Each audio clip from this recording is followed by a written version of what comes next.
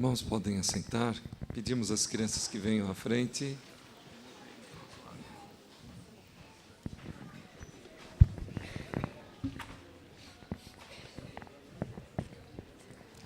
O Senhor encheu os nossos lábios e o nosso coração de louvores para exaltá-lo, para engrandecê-lo.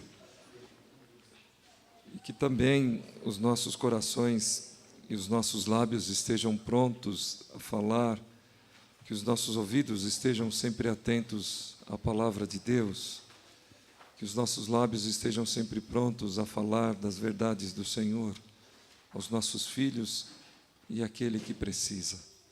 Vamos orar nesse instante com os nossos pequenos. Fechemos os olhos. Eu peço ao nosso irmão Barão que nos dirija a Deus numa oração por eles.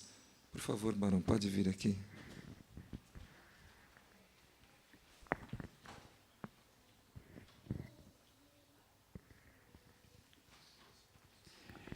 Senhor nosso Deus, nosso Pai, nós te louvamos e te agradecemos, Senhor, por este momento de culto, por essa hora, Senhor, bendita em que estamos na tua santa presença.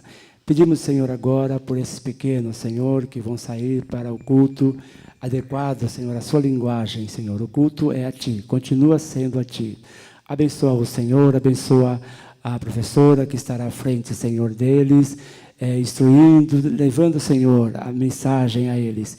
E abra, Senhor, o coração dessas crianças para que elas possam entender, compreender claramente, Senhor, a mensagem divina através da Tua serva, Senhor. Inspira, Senhor, esses pequeninos a ouvir com bastante atenção e a entender e a praticar, Senhor, os Teus ensinos.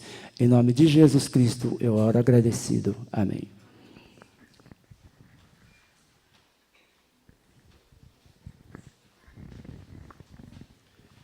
Nesta noite nos transmitirá a mensagem da Palavra de Deus a irmã presbítera Rosângela. Nós convidamos nossa irmã Rosângela a vir à frente.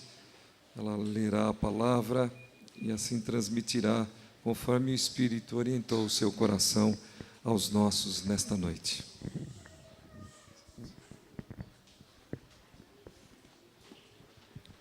Graças e paz, irmãos. Antes de eu começar a falar da mensagem propriamente dita, eu gostaria de lembrar os irmãos. Maiara, está tudo certo aí? Primeiro. Gostaria de lembrar os irmãos que dia 12 de agosto foi aniversário de 157 anos do presbiterianismo no Brasil. Essa data é a data que ficou oficializada. Bem da verdade, acredita-se que nas Naus de Cabral já tinha presbiteriano, né? Quando o Brasil foi descoberto pelos europeus, já tinha os huguenotes fugindo ali da perseguição da França. Porém, né, no século XIX, então, Simonton chega no Brasil, segundo Mai. O próximo. No dia 12 de agosto de 1589, então, Simonton e sua esposa chegam ao Brasil e fundam a primeira igreja presbiteriana no Rio de Janeiro. E essa data ficou, então, oficializada como a chegada do presbiterianismo no Brasil. Porém, né, é importante a gente lembrar que já estavam aqui, vieram nas Naus de Cabral, depois tiveram que fugir. Quando teve a ocupação holandesa em Pernambuco, novamente tinha presbiteriano entre aquelas pessoas.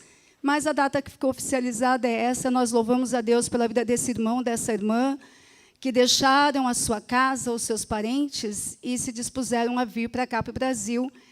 Ele era um jovem promissor para os Estados Unidos, tanto é que quando ele se fala, eu vou para o Brasil, sentiu o chamado de ir para o Brasil, muitas pessoas questionaram, mas para o Brasil, tanta coisa para fazer aqui nos Estados Unidos? Ele falou assim, o melhor lugar para estar, né? Lá tem muito perigo, lá tem muita coisa, é selva lá. Até hoje ainda tem gente que pensa que o Brasil é selva, né? Ele falou assim, o maior perigo é você não estar onde Deus está te mandando.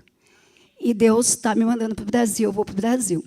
Então, né, dia 12 de agosto, ele chega ao Brasil, e essa data ficou oficializada, então, como a chegada do presbiterianismo ao Brasil. E aqui estamos nós, irmãos, muitos anos depois. reunidos em nome desse mesmo Deus que desafiou Simonton a vir para cá trazer a sua palavra. Amém? Vamos, então, agora oficialmente começar a mensagem. O texto da nossa meditação hoje é João, Evangelho de João, capítulo 2.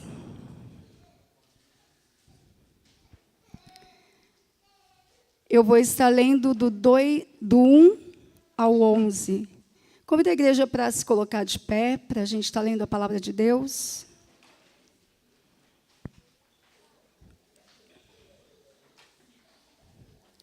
Evangelho de João, capítulo 2, do verso 1 ao 11. 3 dias depois, houve um casamento em Caná da Galileia. Achando-se ali a mãe de Jesus, Jesus também foi convidado com os seus discípulos para o casamento. Tendo acabado o vinho, a mãe de Jesus lhe disse: eles não têm mais vinho. Mas Jesus lhe disse: mulher, que tenho eu contigo? Ainda não é chegada a minha hora. Então ela falou aos serventes: fazei tudo o que ele vos disser.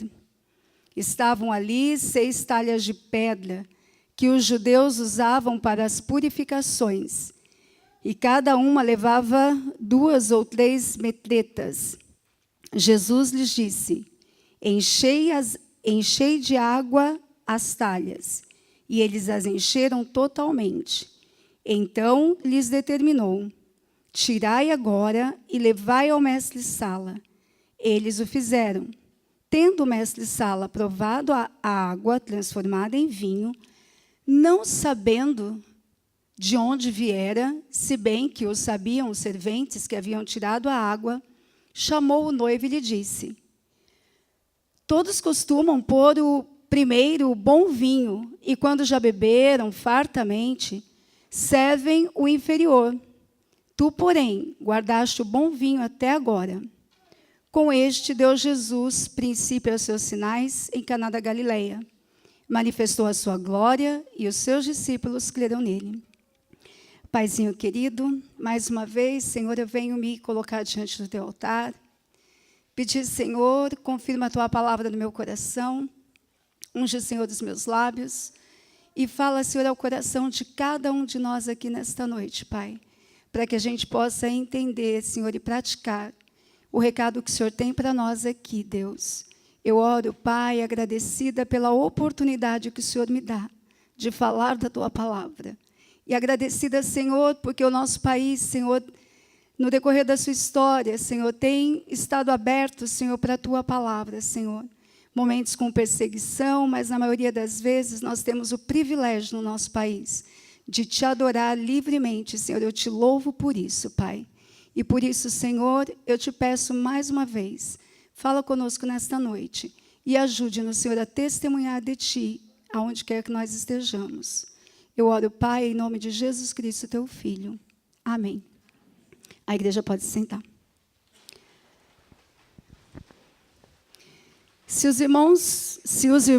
Eu creio que os irmãos prestaram atenção no texto lido.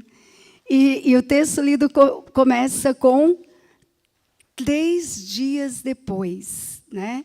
Esse início desse texto nos faz pensar, então, que alguma coisa aconteceu antes desse fato, certo?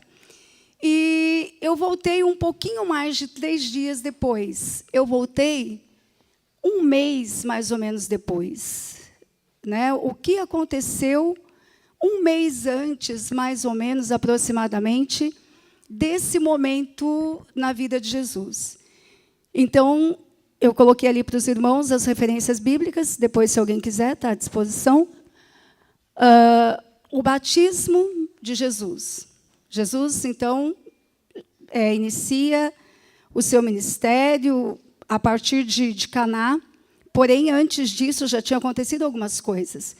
O batismo de Jesus pelo seu primo e evangelista João. Depois de batizado, como nós sabemos, né, ele vai para o deserto, onde ele vai ficar mais de 1 mês, né, porque no deserto ele vai ficar ali 40 dias, sendo tentado, sendo provado, mesmo sendo o Filho de Deus, ele passa por muitas provações ali no deserto. Depois, então, Jesus sai do deserto e ele começa, então, a chamar os seus primeiros discípulos, aquelas pessoas que iria acompanhar por todo o seu ministério durante os 3 anos que ele estaria aqui. E esse fato, então, que o verso 2 de João começa falando, 3 dias depois houve um casamento em Caná, foi o momento em que ele estava chamando um desses discípulos, um discípulo chamado Filipe, e também teve uma conversa com um jovem chamado Natanael. Desse primeiro ponto, eu vou começar a falar com vocês desses 3 dias anterior ao milagre de Caná. E os irmãos depois podem ler as referências em casa. Mas o que me chamou a atenção, todas as vezes que Jesus chamou um discípulo, primeiro ele chama quem, gente? Vocês lembram quem são os primeiros discípulos chamados por Jesus? São irmãos. Pedro, André, Tiago, João. E o que me chama a atenção é que sempre que ele chamava um discípulo, esse discípulo falava para outro. E daí ele falava com outro, e esse outro falava para o outro. Então, quando eu estava lendo e meditando nesse texto, isso me chamou a atenção. Que quando eles recebiam o chamado de Jesus, eles não ficavam só para eles. Eles falavam para outra pessoa. E foi isso que aconteceu, então, 3 dias antes do milagre do Caná da Galileia, que Jesus chama Filipe, e Filipe vai falar para Natanael, e Natanael fala assim, mas de lá, de Nazaré, pode vir alguma coisa boa? E daí Jesus, então, vai falar para Natanael de um episódio que aconteceu na vida dele, que ele estava sentado embaixo de uma figueira, e daí Natanael, então, crê em Jesus. E Jesus fala assim, só porque eu disse que te vi embaixo da figueira, creste? E muitas vezes, a referência também está ali depois, se os irmãos quiserem conferir, é o texto que antecede a esse. E muitas vezes também nós estamos assim, esperando alguma coisa sobrenatural. Quando Filipe vai e fala para Natanael, eu achei o Messias, o Filho de Deus, aquele de quem a profecia vem falando há muito tempo. Natanael, não pode vir nada de bom daquele lugar. E Jesus vem, e daí quando Jesus fala uma passagem da vida de Natanael, sem eles se conhecerem, daí então Natanael fala, não, realmente, ele é Jesus, o Filho de Deus. Isso deixa para mim 2 coisas que eu quero compartilhar com os irmãos. A primeira é aquela que eu já falei. Sempre que Jesus nos chama para alguma coisa, é importante que a gente chame alguém para ir com a gente. Certo? Ou conte para alguém, como Filipe fez, contando para Natanael. Os outros, os anteriores, Pedro, André, Tiago, eles chamaram e os outros foram. Largaram tudo, largaram o barco e foram. Porém, Natanael retrucou. Não, eu não vou. Daquele lugar não pode vir nada de bom. Não é certo o que você está falando, não. E isso serve para nós também. Quando nós formos falar de Jesus para as pessoas, nós precisamos estar preparados para essas 2 reações. Algumas pessoas de braços abertos, ou até mesmo por educação, vão acatar aquilo que a gente está falando. Porém, muitas vezes, e eu creio que na maioria das vezes, muitas pessoas vão virar para nós, olha, isso que você está falando não é bem assim.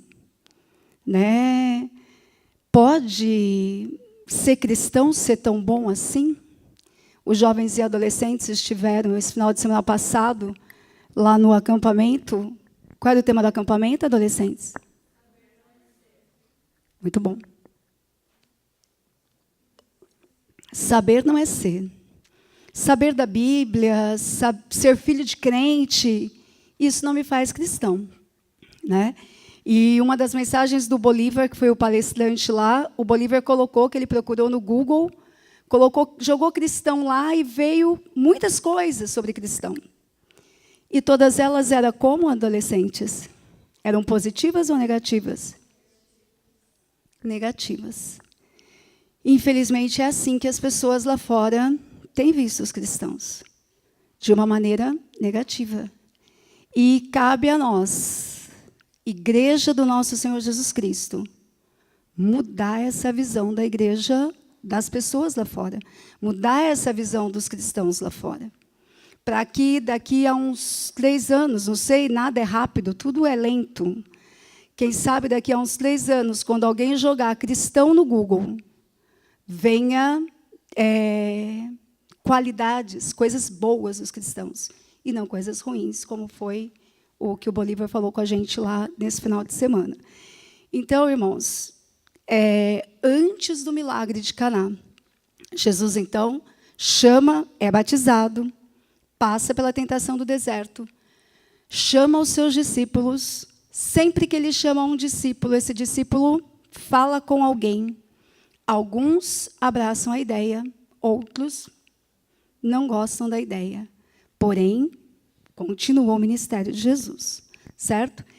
E agora, então, nós chegamos no texto, Jesus, sua mãe, seus irmãos, né? Jesus tinha irmãos e irmãs, seus discípulos, que ele já tinha, alguns, vão para esse casamento.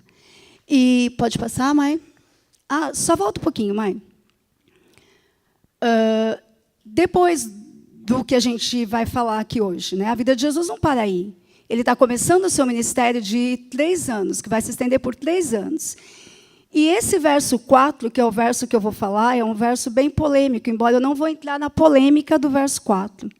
Mas para mostrar que essa polêmica, né, de que Jesus é ríspido com a sua mãe, para mostrar que essa polêmica não procede, eu coloquei ali após o milagre. Depois do milagre, o que acontece? Jesus vai para Cafarnaum junto com sua mãe e seus irmãos. Então, não procede essa interpretação que às vezes as pessoas dão para o verso 4, agora sim, pode passar, Mayara, de que Jesus é ríspido com a sua mãe. Né? Mai, passa mais um, depois você volta nesse. Respondeu Jesus: que temos nós em comum, mulher? Essa daí é a versão da NVI. A versão atualizada, que está comigo aqui hoje, é: mulher, que tenho eu contigo? Né? Mas, e muitas vezes esse texto, então, é interpretado de que Jesus foi ríspido com a sua mãe. Mas não era uma questão cultural de se chamar, né, de se tratar dessa forma, mulher. Né? Pode voltar, Mai, ao slide anterior. Então, o texto vai falar das bodas de Caná e do primeiro milagre de Jesus.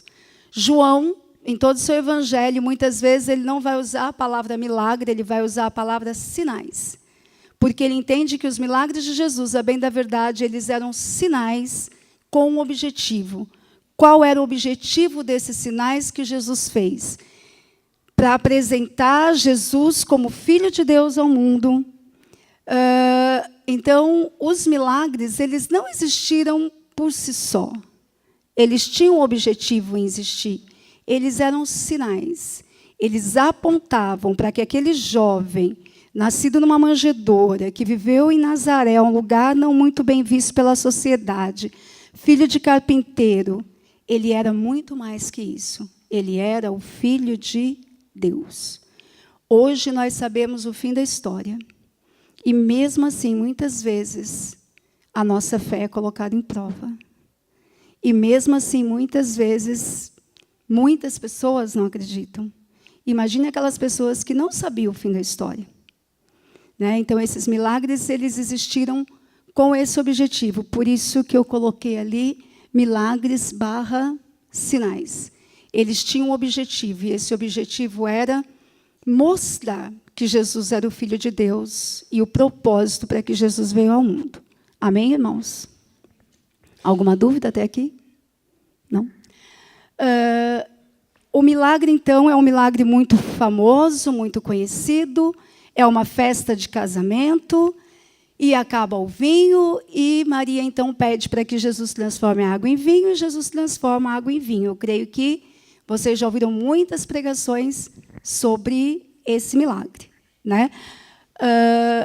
O que simboliza esse milagre? Eu sou uma pessoa que gosto de símbolos. Quem me conhece mais de perto sabe disso, né? Eu gosto muito de símbolos.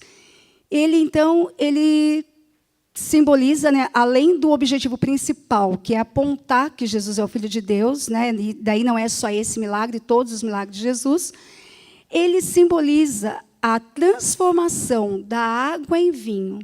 Ele vem para mostrar para os judeus o fim da velha ordem e o início da nova ordem. A velha ordem, então, representada pelos jarros de pedra com água utilizada para purificação. Nas casas dos judeus tinham lá os jarros com água que eles se lavavam antes de comer, principalmente os gentios, caso fossem convidados para ir fazer uma refeição com o judeu, ele tinha que se lavar antes de comer. E se era um casamento, eu acredito que tinha muito gentio ali. E então tinha ali as jarras de água que fazia parte de um cerimonial judaico. A purificação através de você se lavar com água. Quando Jesus, então, transforma essa água em vinho, ele está simbolizando a nova ordem do reino de Deus. Depois de nós sermos lavados pelo sangue de Jesus, nós estamos limpos para participar do banquete celestial. Amém? Pode passar, mãe. E agora, então, o versículo que eu havia dito, né? Que temos nós em comum, mulher? O termo mulher, então, a gente já está superado, que não é um termo ríspido, é um termo cultural da época. Que temos nós em comum, mulher? Jesus era o filho de Maria, eles tinham muitas coisas em comuns. Que negócio é esse dele perguntar o que temos nós em comum, mulher? É que naquela situação, Maria cogitava das coisas aqui da terra. Ela estava preocupada com um problema social. Ela devia ser bem amiga das pessoas que convidaram para o casamento. Não sei, não fiz uma pesquisa sobre isso. E você imagina, você está na festa de casamento do seu amigo. Nós temos aqui vários jovens que passaram pela experiência do casamento recentemente. Nós temos alguns que vão passar, certo? Pela experiência do casamento. Já imaginou, Thaís e Marcelo? Chega lá, acabou o vinho. E agora? Né? Eu acredito que o Tom, o Paçoca, o Marcelo vão sair correndo para ajudar nessa situação. Assim como Maria também tentou ajudar nessa situação. Acabou o vinho, tem um problema social, e eu quero resolver esse problema social. Os nossos irmãos diáconos também sempre ajudando a resolver os problemas sociais da igreja. Mas quando Jesus fala, então, para ela, né? Que temos nós em comum, mulher? Ainda não é chegada a minha hora. Jesus não estava falando, não estava preocupado, não estava cogitando de coisas materiais. Porque quando Jesus fala, ainda não chegou a minha hora, Jesus está falando assim, olha, o meu propósito é maior.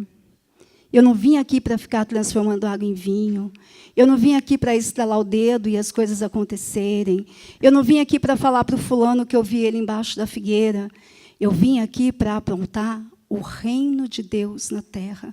Um reino onde os valores são bem diferentes dos valores dessa terra. Um reino onde quem tem pouco vale muito, ou melhor, todos valem iguais. Um reino onde eu não vou libertar as pessoas do Império Romano, que era o império que oprimia o povo judeu naquela época, mas eu vou trazer para as pessoas paz de espírito, paz no coração. Era essa a proposta. É para isso que ele veio. Ele não veio para ficar fazendo milagres, ligado a coisas materiais. Embora a gente vai ver que durante os 3 anos de Jesus, ele vai fazer muitos milagres. Ele vai abençoar a vida de muitas pessoas, assim como ele não se negou, como um bom filho, obediente, ele obedece a sua mãe e resolve o problema daquele casal naquele momento. Mas quando ele diz isso, ainda não é chegada a minha hora, ele está fazendo a alusão do seu sangue que seria derramado na cruz. A mudança da velha ordem para a nova ordem. O fim da purificação com água e o começo da purificação com o seu sangue. É disso que ele está dizendo quando ele fala: ainda não é chegada a minha hora. Igual, né, muitas vezes os filhos até questionam algumas coisas dos pais, mas como filhos obedientes, eles vão, né, filhos obedientes, eles vão e fazem aquilo que os pais pediram.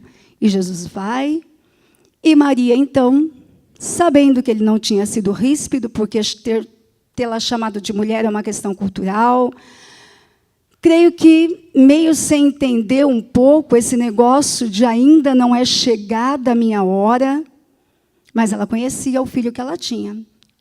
E ela vai lá para os serventes e diz: fazei tudo, mas disse sua mãe aos serviçais: façam tudo o que lhes mandar. Ela confiava, ela sabia o filho que ela tinha educado. E então ela fala: faça tudo o que ele vos mandar. Serviçal não tem opção. Alguém superior manda, o serviçal obedece. E o serviçal, então, faz o que Jesus propõe para eles. Vai lá, pega as talhas. Eu tinha até anotado aqui a referência da quantidade de água, embora isso não é importante, mas agora também não está aqui comigo. Era bastante água que Jesus, então, né, pede para que eles tragam as talhas e apresente essas talhas ao mestre, né, ao chefe. Hoje em dia está muito na moda esse negócio, né, do master chef, do chefe de cozinha. Esses serviçais, então, vão para esse chefe de cozinha, que, ao experimentar o vinho, responde, verso 10, todos costumam pôr primeiro o bom vinho, e, quando já beberam fartamente, serve o inferior. Tu, porém, guardaste o bom vinho até agora. Então, Jesus transforma aquela simples água, uma água que era para ser usada para a purificação das mãos, do corpo. Jesus transforma num ótimo vinho, que vai alegrar o casamento, que vai alegrar a alma, que vai trazer paz ao coração daqueles noivos, que vai trazer paz ao coração de sua mãe ao ver que o seu filho lhe foi obediente. E então, assim, o milagre da transformação da água em vinho, aonde muitas vezes nós focamos o nosso olhar. A água virou vinho, um vinho de boa qualidade. Esse não era o foco de Jesus. O foco de Jesus era a transformação.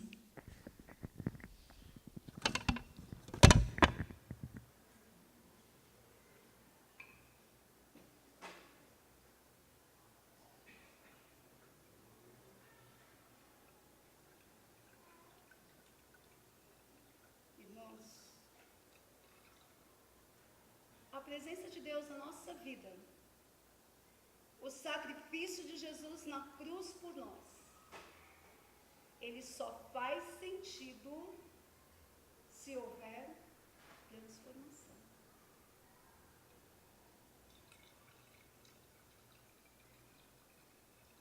Essa transformação, às vezes, demora um pouco.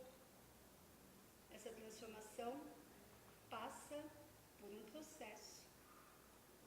Mas, quando nós sentimos a presença de Jesus na nossa vida, quando nós sentimos o maior milagre, nós temos um cântico que a gente diz, né? E o maior milagre já operou em mim, que é o milagre da salvação. As nossas vidas são transformadas. E é uma transformação muito maior do que o simples fato de se transformar uma água em vinho.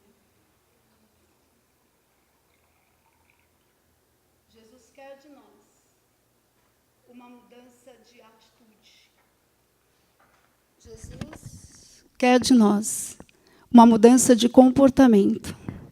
Assim como a água tinha uma aparência, depois ela passa a ter uma outra aparência. E eu não fiz nenhum milagre. Jesus também, depois que nós passamos pela experiência de conhecê-lo, pela experiência de ser chamado por Ele, como Ele chamou André, Tiago, Pedro, João, Felipe, Danilo, Veranice, Everton, seu Mário, seu José, as nossas vidas, nas nossas vidas, precisa acontecer igual aconteceu com aquela água. As nossas vidas precisam de mudar. Mudar de cor. Com certeza, se os irmãos beberem aquela água, mudou de sabor. A água deixou de ser uma água de lavar as mãos e passou a ser um vinho que traz alegria, que animou a festa e que trouxe paz ao coração. As nossas vidas também têm que dar sabor à vida das pessoas com as quais nós convivemos.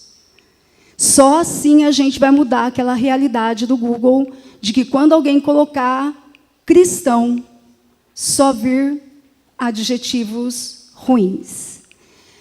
A nossa vida, onde quer que nós estejamos, no nosso trabalho, lá em casa, onde é mais difícil,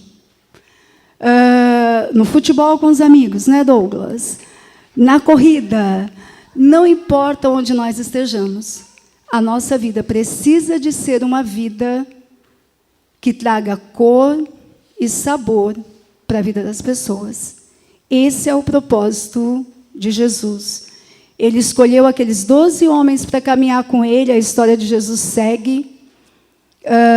Esse foi o primeiro de uma série de muitos milagres, porém, eu vou ler aqui, eu tenho aqui. Os milagres de Jesus não tinham o propósito de atrair seguidores, ou mesmo de, antes de tudo, expressar compaixão. Jesus os via como manifestação do reino de Deus, que mostram como a vida é transformada quando Deus está no controle. A salvação de Jesus nas nossas vidas também tem esse mesmo propósito. Nós devemos fazer o bem, ajudar as pessoas, sim. Jesus fez isso, a gente vai ver que ele fez muitos milagres. Curou pessoas, expulsou demônios, acalmou o mar, atendeu às necessidades das pessoas. Mas isso não é o propósito maior das nossas vidas. O propósito das nossas vidas enquanto cristão, assim como Jesus, né, ele chamava os milagres de sinais, porque eles apontavam para o reino de Deus. As nossas vidas também, gente, o maior milagre Deus operou em nós. Nós fomos salvos por esse sangue derramado na cruz. Nossa vida, de segunda a segunda, tem que apontar para o reino de Deus. Amém? E para que a gente consiga isso, não é fácil. Nós precisamos ser transformados. Nós precisamos ser trabalhados dia a dia. A salvação vem de uma só vez, através do sacrifício de Jesus. Somos presbiterianos, eu comecei falando aqui do dia do presbiterianismo. Portanto, acreditamos, uma vez salvo, sempre salvo. Porém, nós devemos demonstrar esse amor de Jesus ao mundo. E, para isso, então, passando por transformações a cada dia. Eu encerro também, então, a minha mensagem com essa frase do Timothy Keller, do livro sobre apologética, que nós estudamos juntos com os jovens na Escola Bíblica Dominical, que diz o seguinte: não adianta dizer que você crê em Jesus, ao menos que permita que isso mude a sua vida e a sua concepção de todas as coisas. A redenção não tem sentido, salvo se existir uma causa para ela na vida que efetivamente levamos. Amém.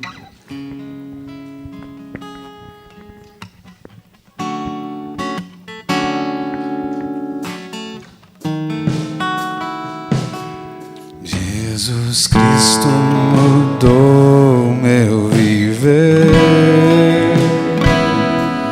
Jesus Cristo mudou meu viver. É a luz que ilumina meu ser. Sim, Jesus Cristo mudou meu viver.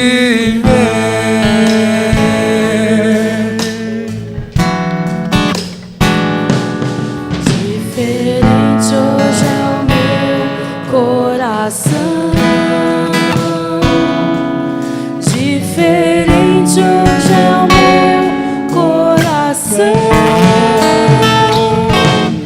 Cristo deu-me paz e perdão. Sim, diferente hoje é o meu coração.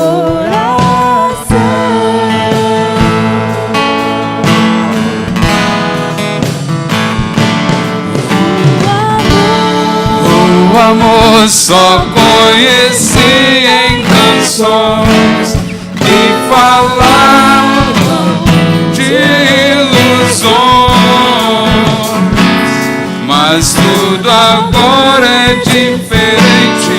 Cristo fala a toda a gente, pois Cristo deu-me seu amor. Jesus Cristo mudou meu viver. Jesus Cristo mudou meu viver. É a luz que ilumina meu ser. Sim, Jesus Cristo mudou meu viver.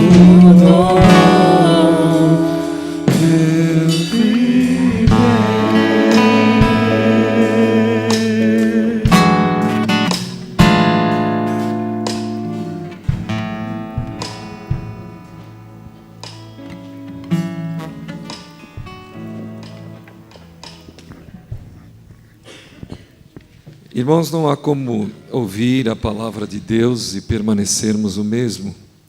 Todas as vezes que Deus fala ao seu povo, coisas acontecem. E nós queremos expressar isso também nesse instante. Nós queremos agradecer ao Senhor, nós queremos nos comprometer com o Senhor. Queremos pedir que Ele continue nos usando. Obrigado, presbítera Rosângela, por ser instrumento de Deus nesta noite, falando ao nosso coração. Nós precisamos tomar sempre novas decisões, sempre em direção àquilo que Deus quer de nós. Convidamos nesse instante, portanto, aos irmãos que, além de expressarem com a sua voz, com o cântico, que Jesus é a razão desta nova vida, desse novo motivo de vida, que nós possamos também colocar diante dele o que nós temos, o que ele nos tem dado, que de uma forma muito privilegiada nós podemos devolver a ele, para que a sua obra aconteça sobre a face da terra. Nós vamos continuar cantando, e enquanto nós cantamos, os irmãos poderão trazer à frente a sua contribuição, sua oferta, sua primícia, aquela que o irmão quer que seja consagrado para a obra do Senhor, passando pela sua instrumentalidade. Que Deus, portanto, o abençoe ricamente nesse instante e que o irmão sinta alegria neste ato diante de Deus. Vamos nos levantar, cantar e trazer a presença do Senhor.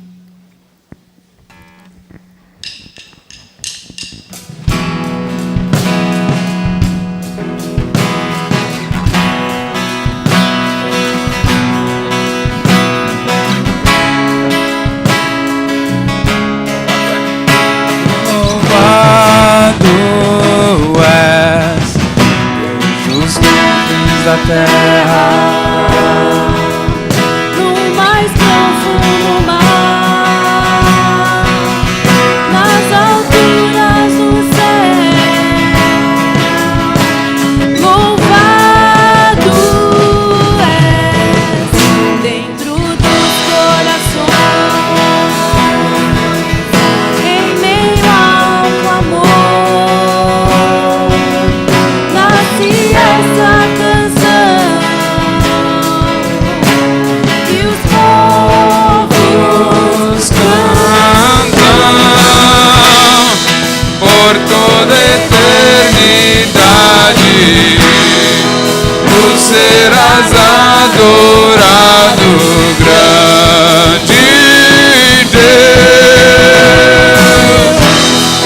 exaltado nas nações,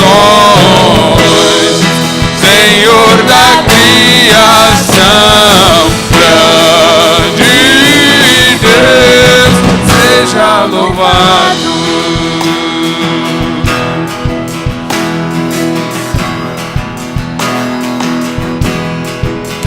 Desde os confins da terra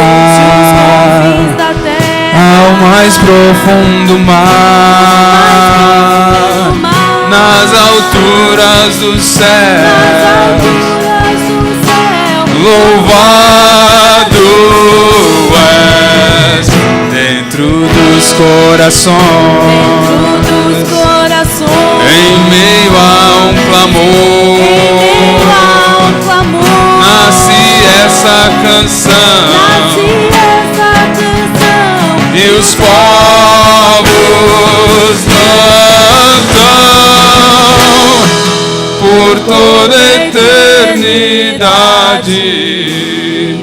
Tu serás adorado, grande Deus, exaltado nas nações,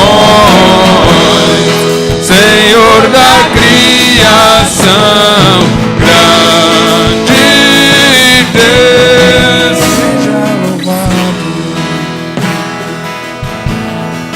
seja louvado, seja louvado, seja louvado,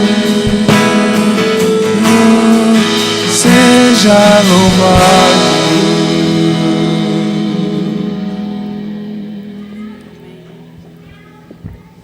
Nós vamos continuar nos oferecendo ao serviço do Senhor, orando uns pelos outros nesse instante, orando por aqueles que são necessitados, orando pelos nossos amigos e irmãos. E podem assentar nesse momento, por favor, as crianças daqui a pouco entrarão. Nós continuaremos com gratidão, homenageando os nossos papais, mas nesse instante nós vamos orar e pedimos aos irmãos que coloquem diante do trono de Deus os seus motivos de oração. Por favor, aquele que desejar, levante a sua mão. Não precisa falar nada nesse instante, só levante a sua mão, por favor. Nós vamos orar. Aqueles que têm motivos de oração por um amigo, por si próprio, pelo seu ministério, pela vida da igreja, levante a sua mão, por favor. Vamos ficar por alguns instantes com a mão levantada enquanto oramos nesse momento. Senhor, na Tua presença está o Teu povo, Senhor, colocando diante de Ti um pouco daquilo que nós temos recebido, ó Pai, com muita prosperidade, porque vem do Senhor.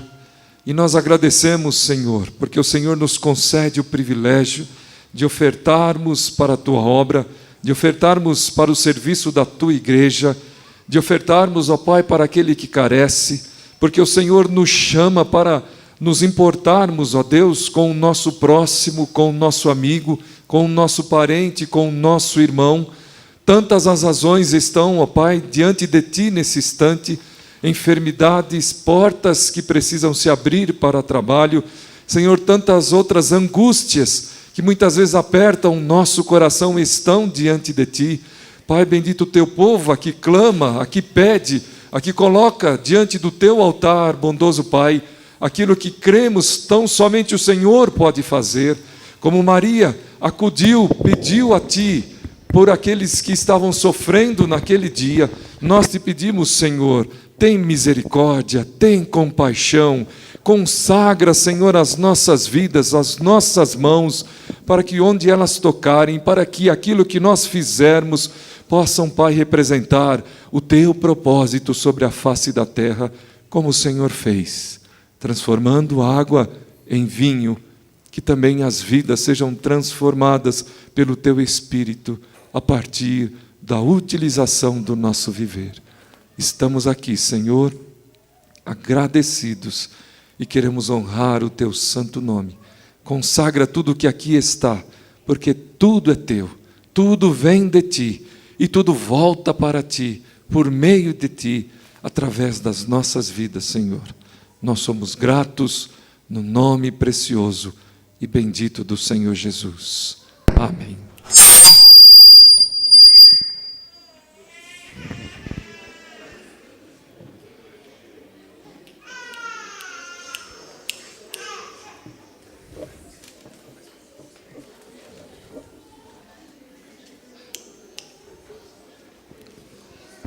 Nesse instante nós vamos homenagear os nossos papais. Convidamos o departamento infantil para que tome lugar aqui à frente.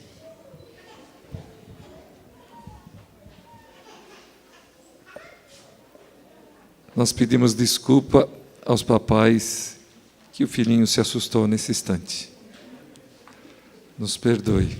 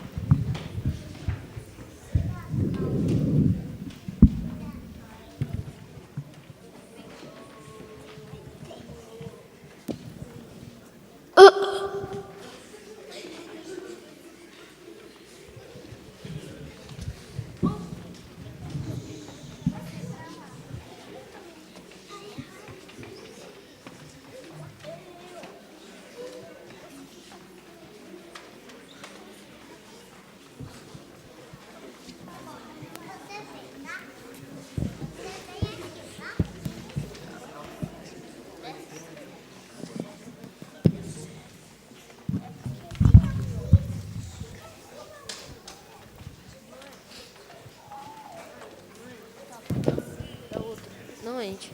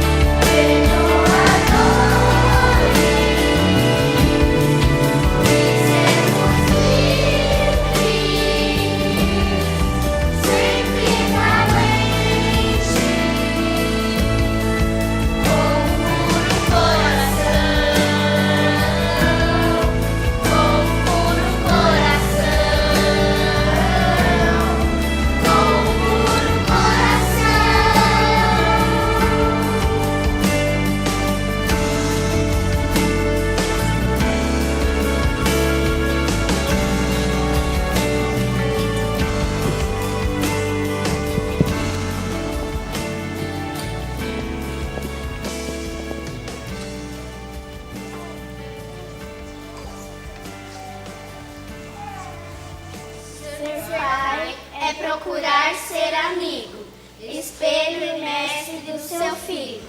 É ter no coração a alegria de ser pai. É ser feliz pelo simples privilégio de ter um ou mais filhos para com eles conviver. É chorar quando o filho chora. É sorrir quando o filho sorri. É sofrer quando o filho sofre. Ser pai é acordar bem cedinho. O pão de cada dia ganhar. Ser pai é ouvir no final do dia os filhos e a esposa perguntarem: como foi seu dia, papai? Está muito cansado? Esquecendo lutas e fadigas, ele abraça os filhos e ensina-os a orar. Graças te dou, ó Deus, nosso Pai, pelo dia de trabalho e o pão que tu nos dás. Ser pai é ensinar aos filhos o caminho do Senhor. É tornar-se como uma criança, para com o filho brincar. É tornar-se adolescente para com ele dialogar. É tornar-se amigo do jovem e de seus problemas participar. Ser pai é incentivar e aconselhar. É os passos do filho acompanhar. Nunca falsidade usar. Por ser pai, requer somente a verdade usar. Ser pai, que pequenina frase. Mas quanta responsabilidade. Ser pai é com o filho participar de derrotas e vitórias. Não só de sonhos, mas também da realidade. Pais, ensine aos seus filhos o caminho em que devem andar. E ainda quando forem velhos, não se desviarão dele.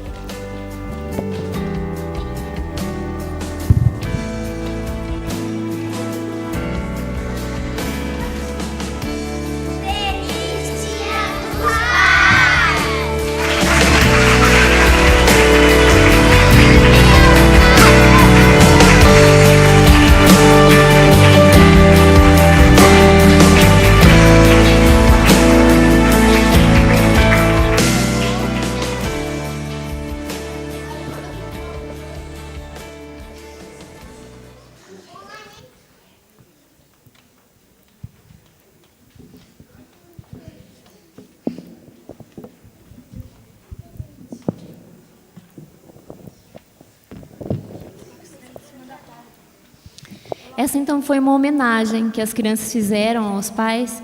Que o Senhor esteja abençoando cada pai com a unção maravilhosa de Cristo nessa linda missão de ser pai.